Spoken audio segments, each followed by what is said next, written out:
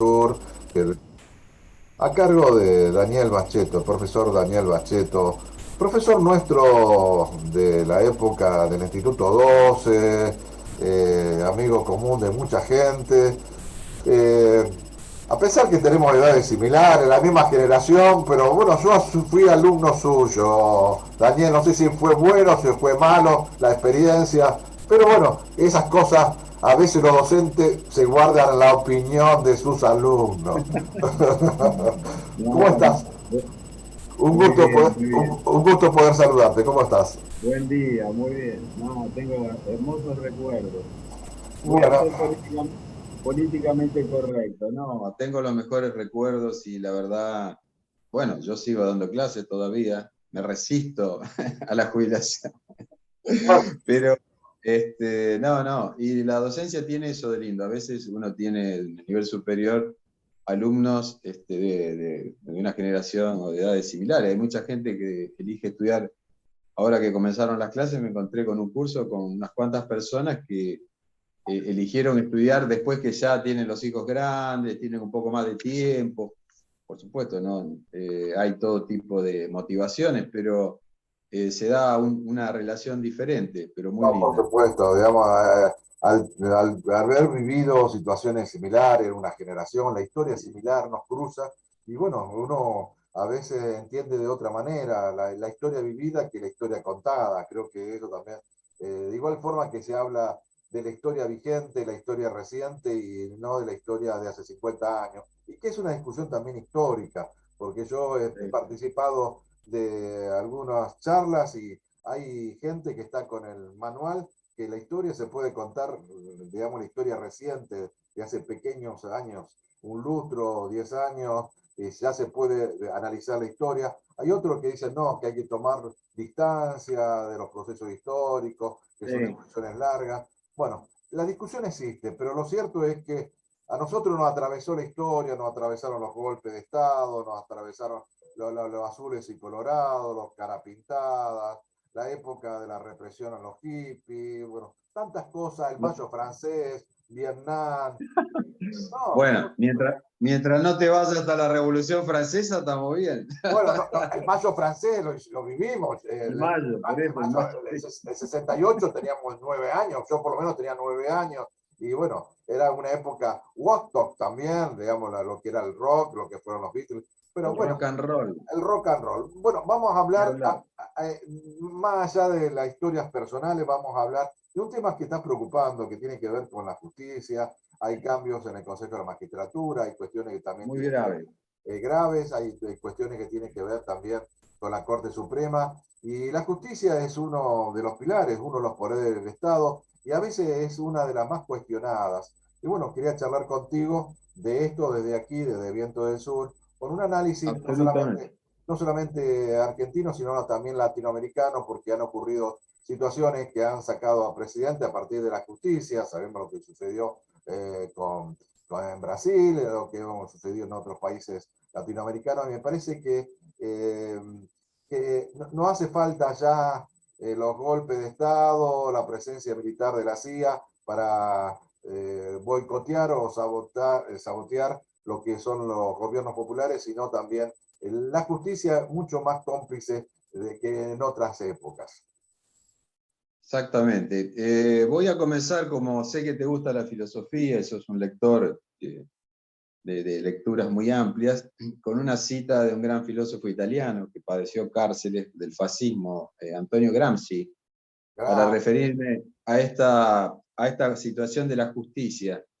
Y él dijo una vez y escribió que si la clase dominante perdió el consenso, no es más dirigente, es únicamente dominante y detenta una pura fuerza coercitiva, lo que indica que las grandes masas se han alejado de la ideología tradicional no creyendo en lo que antes creían. ¿Por qué me parece interesante empezar con esta frase de Gramsci? Porque yo creo que en una sociedad democrática existe, por supuesto, la soberanía pertenece al pueblo, pero existen las dirigencias, las clases dirigentes. Somos democracias representativas, no directas. Entonces, de alguna manera hay una delegación del poder en una clase dirigencial. A su vez, para evitar, evidentemente, una concentración del poder, hay una división de poderes. Esto, bueno, es muy sabido, ¿no es cierto? Es obvio. El poder judicial es una de las tres patas fundamentales de los poderes de la institucionalidad democrática, y por lo tanto, la cúpula de este poder, que es sumamente importante en la democracia, la cúpula de este poder también la podemos considerar como dirigencia, es decir, como un sector dirigencial desde cierto punto de vista de nuestra sociedad. Una dirigencia que tiene un rol específico, que es justamente administrar, gestionar la justicia, ¿no? Y por otro lado, de alguna manera examinar las leyes que el otro poder fundamental, el poder legislativo, elabora para dictaminar sobre si son leyes constitucionales o no. ¿No es cierto? El control de constitucionalidad. Lo ¿Sabes que qué? pasa es que... Sí, Me permitís porque sí, estamos hablando de poderes del Estado y hay otros sí, países, totalmente. hay otros países que más allá que sea un poder del Estado, hablan del servicio de justicia. Francia no habla del poder judicial, sino que habla del servicio de justicia. Y bueno, ahí también es un servicio y es algo que tiene que ver con el buen funcionamiento de la justicia. Y aquí bueno, parece que sería algo intocable, algo inamovible, y me parece que también la gente que hace justicia, también los cargos pueden ser renovables. Acá es inamovible, los jueces, hasta que no se quieran jubilar, tuvimos algún juez hasta los 90 y pico de años que no se quería ir y permaneció en el tiempo. O, digamos, esas cuestiones también tenemos que debatirlas. ¿De qué justicia o Absolutamente, sí. qué hombres están haciendo la justicia? Si son próbos, si son realmente actualizados, si son realmente responsables en este servicio de justicia que tiene que ver con toda una sociedad que está pendiente de esos servicios de justicia. Exactamente. Todas estas instituciones, como decimos, surgen en algún momento para resolver problemáticas de la sociedad.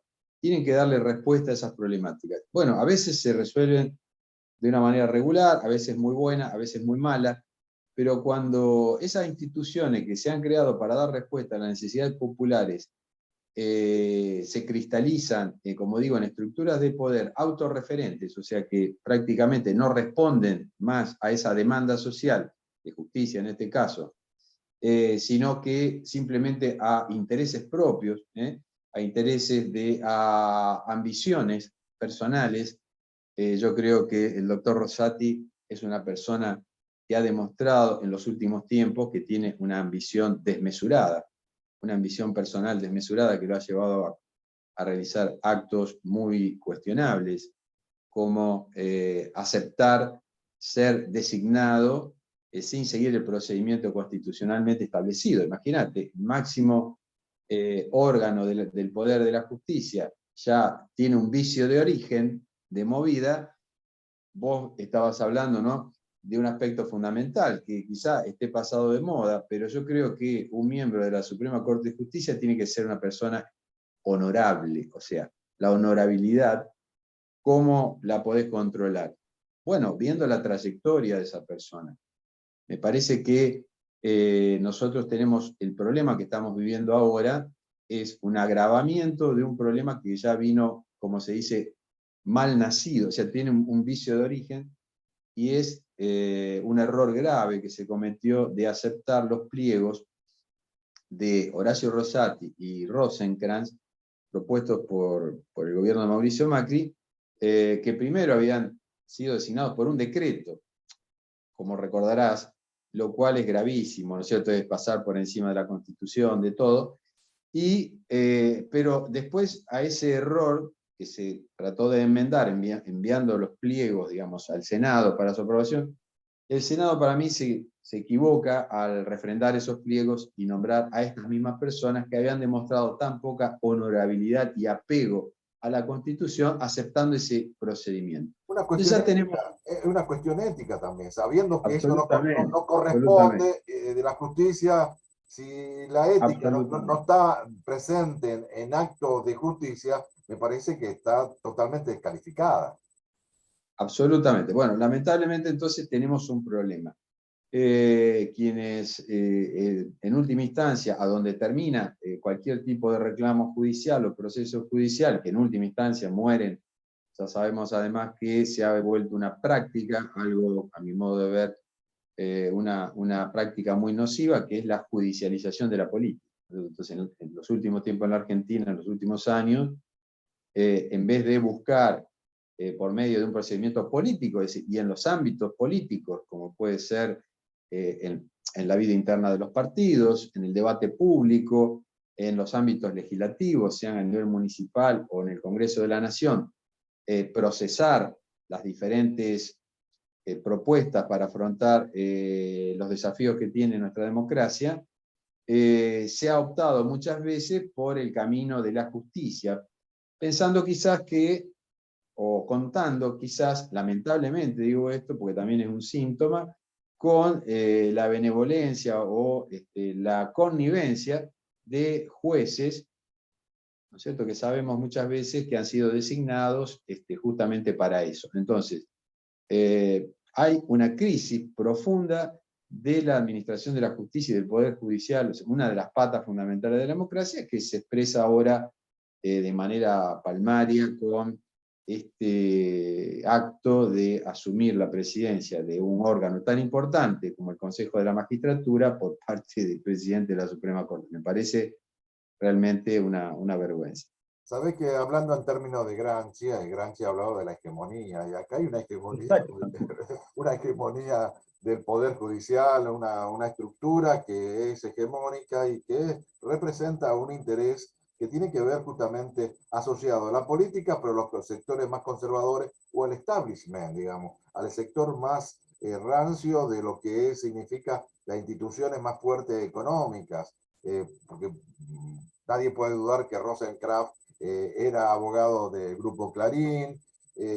Rosati, después de haber pasado por la Intendencia de Santa Fe, de haber sido un hombre de justicia, también se sumó a este barco tan espurio que ha significado estos nombramientos. Y entonces no hace dudar, digamos, tenemos que dudar de la justicia. ¿Esta justicia sirve en las condiciones que está? ¿Hay elementos para depurar las manzanas podridas o aquellos que se prestan a las jugadas políticas de beneficiar a un sector de gobierno, perjudicar a otro, o seguir respaldando a los grupos económicos que son los que más influyen en la economía en nuestro país? Digamos, son preguntas y creo que también tenemos que plantearlas.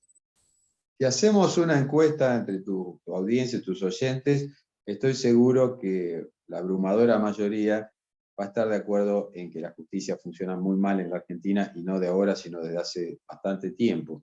Las instituciones son necesarias, le dan previsibilidad, le dan un marco a la vida social, a la vida de las personas, ¿no es cierto? Pero cuando las instituciones, pero son imperfectas, seguramente todas son imperfectas, pero nosotros ya nos encontramos en una situación de una crisis directamente, te diría, terminal de la justicia. Por lo tanto, creo que es necesaria una reforma profunda.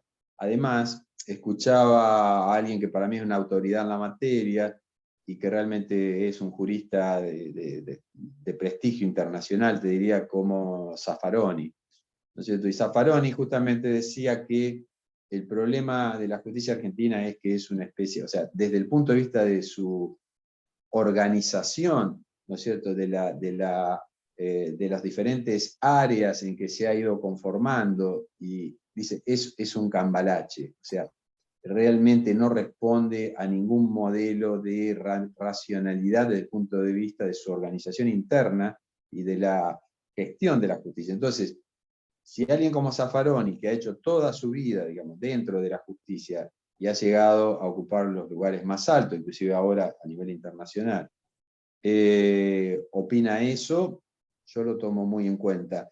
Por otro lado, también daba un argumento, me parece muy contundente, y es que nadie puede saberlo todo.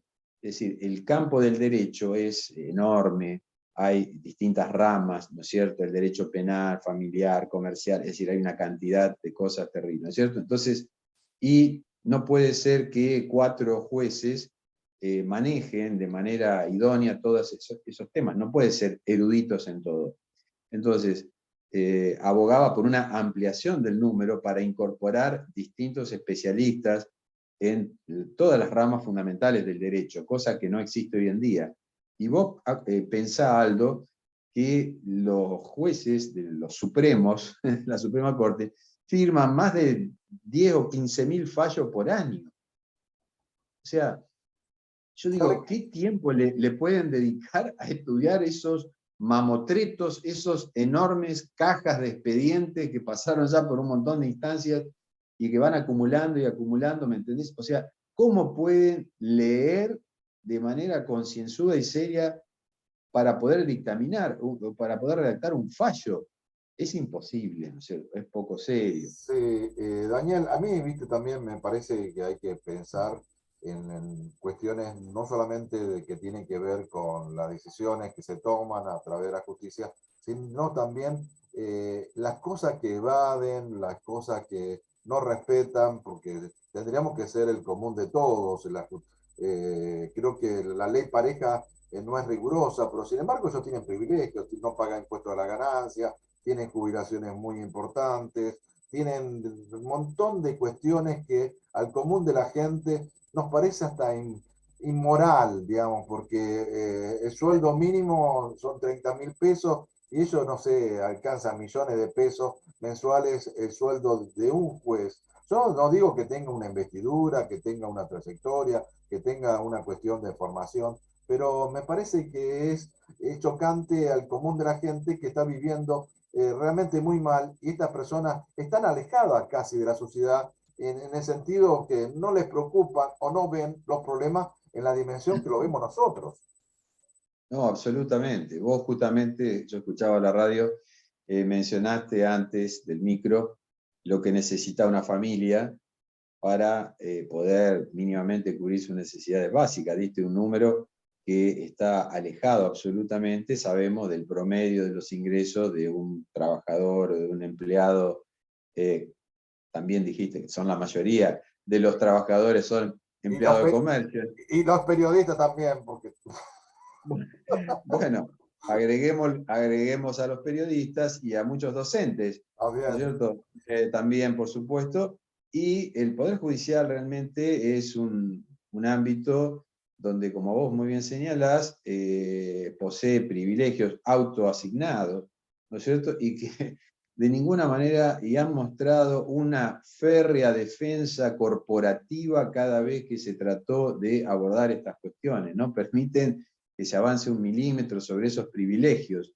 Yo creo que realmente es muy ofensivo, es verdaderamente obsceno a veces para la mayoría de nuestra población que padece estrecheces económicas y de todo tipo, ver que quienes deberían ser un ejemplo, que son quienes administran justicia, no lo son en absoluto, ¿no? Y tienen ese tipo de mezquindades. Comparto absolutamente lo que dijiste, me parece que, por lo tanto, insisto, creo que el caso Rosati, esta jugada, no quise entrar en cuestiones de tecnicismo sobre el Consejo de la Magistratura porque sería para aburrir a tu audiencia, pero quiero decir, me parece que es una jugada inaceptable completamente, de todo punto de vista, inmoral, que muestra al nivel que llegan algunas personalidades en sus ambiciones, ¿no? Y se vuelven instrumento, como vos dijiste bien, o se ofrecen como instrumento de poderes que justamente no tienen nada que ver con lo que es una sociedad democrática, ¿no? Sino que operan de otra forma. Entonces, me parece que se impone un reclamo por una reforma profunda.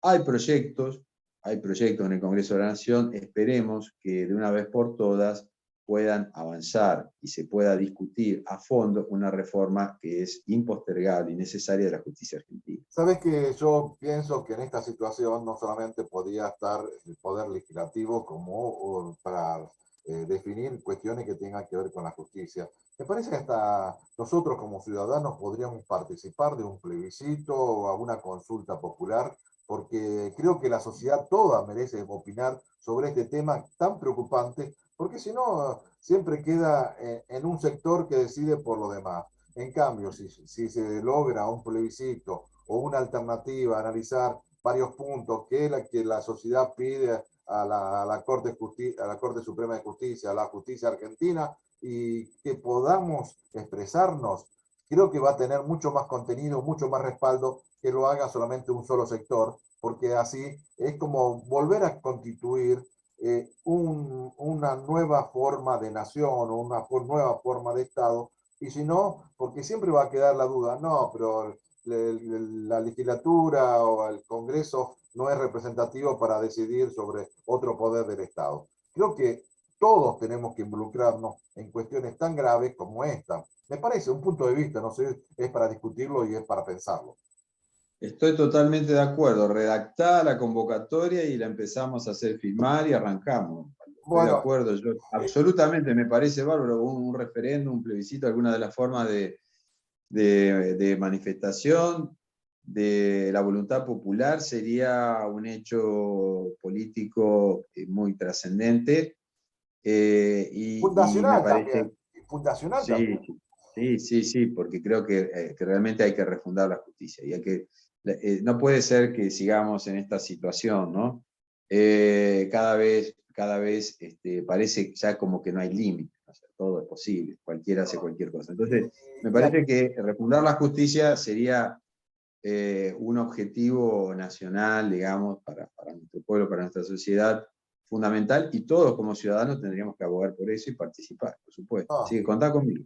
no, yo creo que también a nivel nacional y a nivel provincial, porque también la Sí, Corte Suprema y totalmente. la Justicia santafesina, donde la caja donde mete la plata, digamos, donde se saca la plata para pagar a los jueces, es de todos nosotros. Y nosotros nunca nos pidieron, si nos consultaron si está bien lo que se le paga a un juez, a un miembro de la Corte Suprema, de las cámaras, o si realmente la justicia santafesina es eficiente, porque tendría que ser eficiente. Todos pedimos una sociedad eficiente en cada una de las instancias.